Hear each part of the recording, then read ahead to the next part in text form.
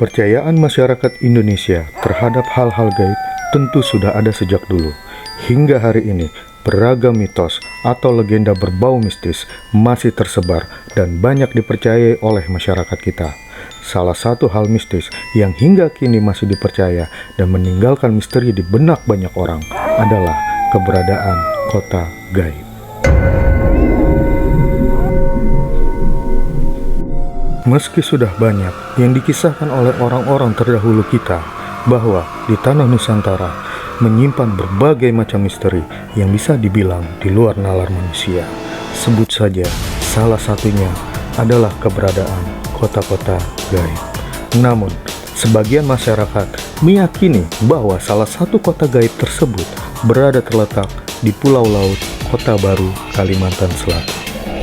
Konon, menurut cerita yang beredar, kota itu bernama Saranjana.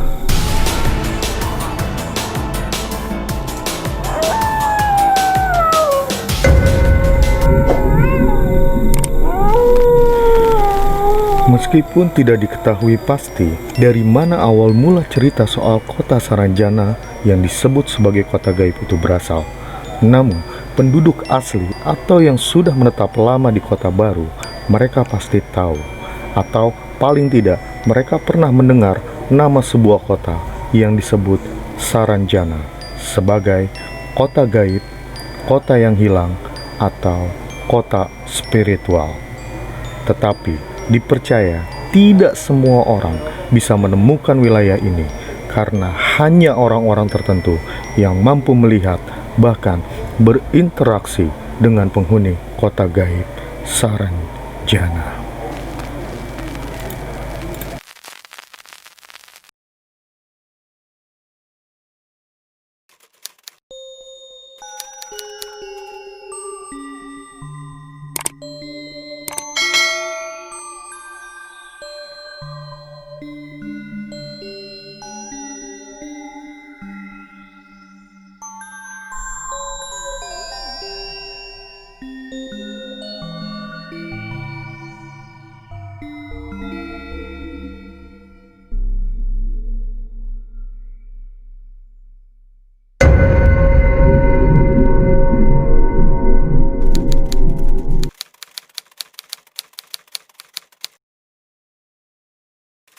Lagi ambil Saranjana nih, footage. Katanya horor. Horor katanya mah orang sini. Dari penduduk-penduduk sekitar biasanya itu katanya benar. Dan salah satu contohnya kayak misalnya ada seseorang yang mesan mobil di salah satu, ya pokoknya toko, di toko-toko biasanya. Nah itu dia mesan, terus setelah mau ngantar ternyata alamatnya nggak ada di daerah Kota Baru. Dan yang dituju adalah kota Saranjana. Mungkin agak ada yang aneh-aneh atau? Daerah Saranjana sini sering ada yang aneh. Oh gitu. Iya. Kemarin waktu ada orang Jawa kesini nyebrang, malamnya itu kan kelihatan kayak kota besar. Oh di sana. Iya. Padahal dilihat dari siang, kok aja semacam gunung aja. Oh gitu. Oh ya, kita izin aja ya mas, nggak ganggu ya. Nah, tuh Mas Agus nih, asli orang sini nih. Kita lagi di mana nih mas? Lagi di apa nama tempatnya? Desa Oka-Oka nih. Desa Oka-Oka.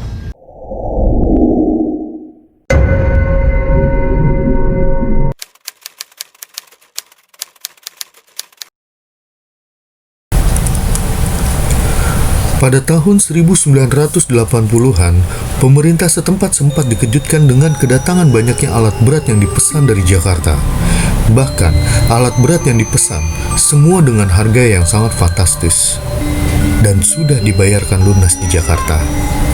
Tetapi, anehnya pemerintah setempat saat dikonfirmasi tidak mengetahui persis lokasi tempat pengiriman tersebut. Sebab nama kota Saranjana tidak ada pada daftar administrasi pemerintah setempat.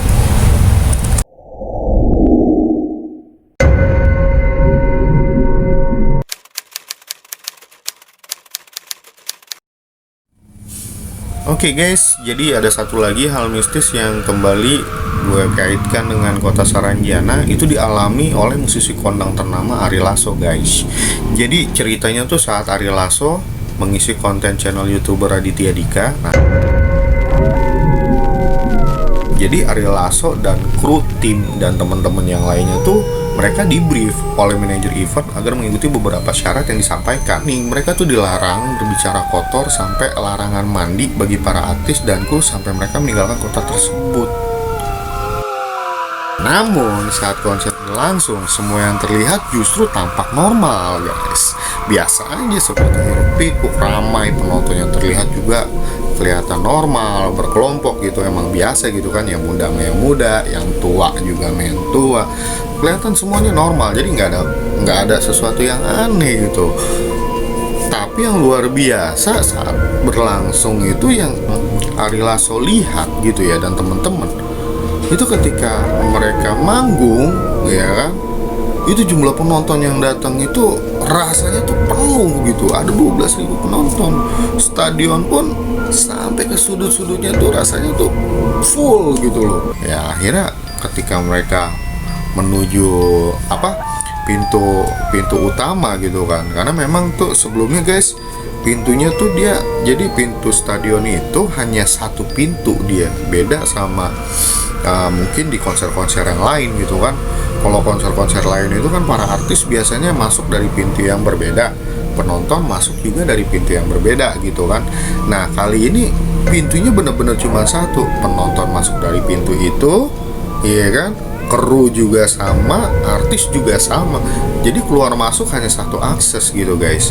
Nah pada saat mereka jalan menuju arah ke pintu tersebut, pintu keluar, ini ada yang aneh gitu. Anehnya tuh, loh ini kemana? Tadi bukannya rame, 12.000 penonton hilang gitu kan dalam sekejap mata istilahnya, hanya hitungan beberapa menit. Bahkan pada saat mereka sudah keluar pun kirain ada di parkiran atau bagaimana gitu kan. Ya ini aneh lagi gitu loh. Sepi gitu. Nah cuman ada kejadian aneh lagi pada saat mereka tuh sampai di hotel. Jadi memang ada salah satu kru yang dia mungkin ngerasa capek, lelah, gerah gitu kan. Namanya kru, sibuk pasti ya di acara. Nah itu dia mandi guys. Padahal manajernya juga udah ingetin kan, jangan mandi sebelum meninggalkan kota ini. Nah tiba-tiba aja di waktu yang sama dari bawah lobi itu ada yang teriak, tolong, tolong gitu. Akhirnya kan anak-anak semua turun. Begitu sampai di bawah, kaget. Ternyata kepala produksinya mereka itu kecelakaan guys. Ketika dia mau beli sebungkus rokok, tiba-tiba ditabrak sama kendaraan yang lewat. Alhasil apa? Tangannya patah guys. Nah ini tuh aneh. Apa mungkin gara-gara kru yang tadi? Lebih baik komen aja deh di bawah.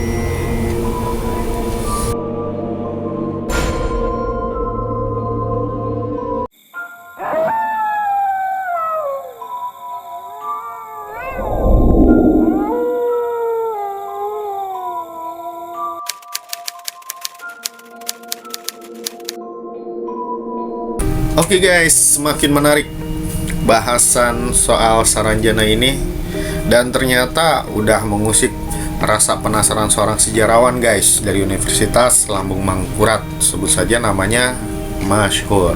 Nah, Masyhur ini meyakini bahwa hal tersebut sepertinya nggak bisa lepas dari aspek sejarah lisan guys. Alasannya itu kemungkinan keberadaan kota tersebut sangat tipis antara mitos dan fakta. Namun, ia yakin keberadaan kota Saranjana mungkin dapat dilihat dari aspek historis melalui metode penelitian sejarah, mulai dari metode heuristik, verifikasi, interpretasi, dan historiografi. Nah, lu semua ada yang tahu nggak tuh? Kalau nggak ada yang tahu, cari tahu sendiri. Jadi hasilnya itu adalah Saranjana sebagai kota dapat dilacak melalui peta berjudul Kat van de Kust en Binnenlanden van Banjarmasin behorende tot de Reje Inhet Dwi de Lije Gedelto Pan Borneo, atau yang diartikan sebagai peta wilayah pesisir dan pedalaman Borneo. Anjrit, pendek kali guys artinya guys. Oke, jadi peta itu dibuat oleh seorang yang bernama Salomon Muller.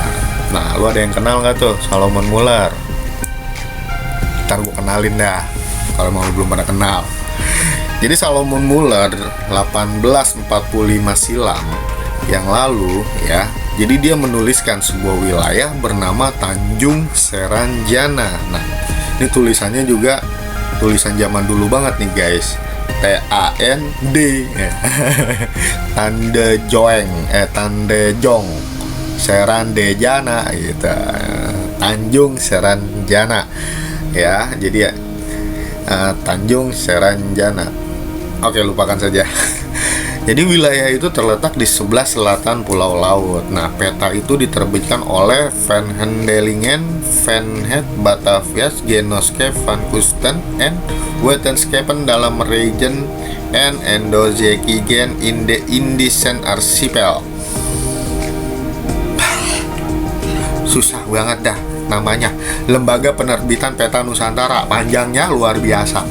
Jadi tepatnya tuh berbatasan dengan wilayah Pulau Kerumputan. Nah, Pulau Kerumputan ini dan Pulau Kijang, jadi posisinya itu dia kalau lo lihat di petanya, jadi posisinya tuh sebelah kiri kanannya guys. Jadi Tanjung Saranjana tuh ada posisi di tengah dia ya. Coba lo cek lagi aja.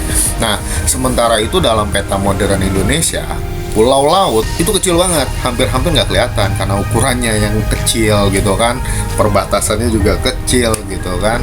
Nah, tapi secara administratif, nah Pulau Laut memiliki 6 kecamatan, 74 desa. Nah, salah satunya itu adalah Desa Oka-Oka dan 4 kelurahan.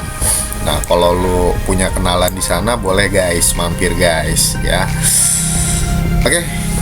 Nah, kemudian saat penelusuran lebih lanjut itu nggak ada guys. Kalau lu cek di di peta modern kita tuh nggak ada namanya apa tuh Saranjana, Tanjung Sara gitu ya, itu nggak ada. Padahal jika dikaitkan dengan peta yang dibuat Muller, kapasitas seorang Salomon Muller itu dalam membuat peta itu udah nggak ada yang ngeraguin lagi di zamannya guys. Jadi Salomon Muller itu merupakan anggota Des Genoskep Enatu Pukueng Commissies in Nederland Indi. Susah banget ya. Atau Dinas Kehutanan Hindia Belanda. Nah, dia pun sudah mendapatkan pelatihan khusus untuk membuat peta dari Museum Leiden, Belanda. Nah, diketahui saat Salomon membuat peta tersebut, ya, dia lagi dalam penelitian flora dan fauna di Kepulauan Nusantara. Tetapi belum ada yang bisa pastikan, sekali lagi guys, apakah Muller sebelumnya pernah berkunjung ke Tanjung Seranjana atau belum. Nah, ini yang belum bisa dipastikan. Tapi yang bingung, kalau emang dia belum pernah, terus kenapa dia bisa tahu gitu loh, dan dia bisa bikin petanya. Ya entahlah, nggak, soalnya belum ada bukti ilmiahnya juga sih yang otentik. Nah, karena memang belum ada. Nah, sumber lainnya yang memuat tentang Seranjana yakni Kamus Ardis Kundik en Statistik Woordenboek van Nederland Indi Biwek naar de Jonges en Beste Berichten. Gila kali ya bahasanya ya, susah banget ya. Karya Peter Johannes Vet. Nah, siapa nih dia nih? Dia ini seorang profesor guys. Jadi dia profesor geografi dan teknologi Belanda. Dia merupakan juga ketua pertama dari Perkumpulan Geografi Kerajaan Belanda atau yang kita singkat KNAK. Jadi kamusnya itu diterbitkan di Amsterdam oleh PN Van Kempen atau Lembaga Penerbitan di Amsterdam pada tahun 1869. Nah, isinya tuh guys, Vet itu menuliskan Saranjana, Kap aan de Zuid, Odzit van Pulau Laut, Wel Keilen en Borneo Zul, Ospun is gelegen. yang artinya Saranjana itu di Tanjung di sisi selatan Pulau Laut, yang merupakan pulau yang terletak bagian tenggara Kalimantan.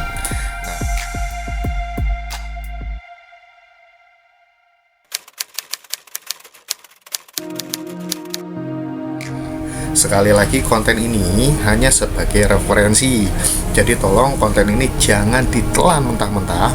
Ada baiknya kaji lagi, olah kembali ya. Namun apabila ada banyak kekurangan di video ini, mohon dimaklumi dan dimaafkan, sebab saya nggak ada maksud tujuan yang negatif, apalagi mendiskreditkan suku, ras, agama, budaya manapun, tetapi hanya sebagai media sharing online saja seputar informasi. Oke, karena saya yakin dengan berbagi itu baik. Thank you. Check it out.